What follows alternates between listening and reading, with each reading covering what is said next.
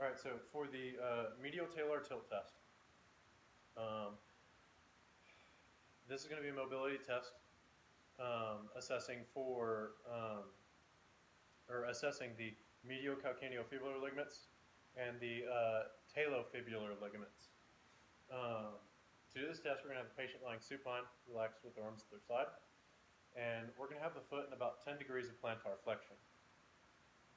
So to do this, I'm going to want to get on the patient's calcaneus with my left hand and cup the patient's calcaneus. Currently my patient has a blister on their heel, so hand positioning is a little awkward trying to avoid that. But we're going to want to cup the patient's calcaneus and stabilize their distal tib fib.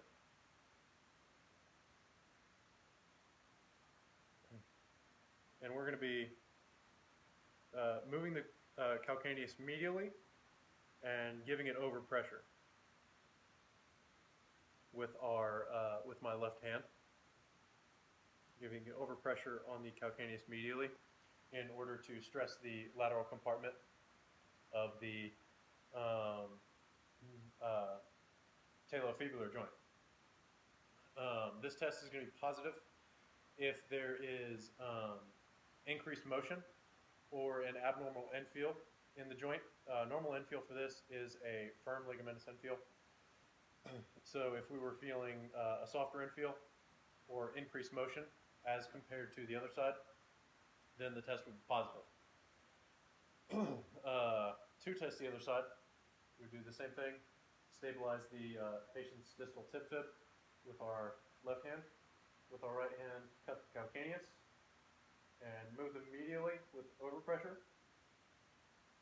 And if we found that their right leg here had increased excursion and a softer infield than the patient's left leg, then this test would be positive.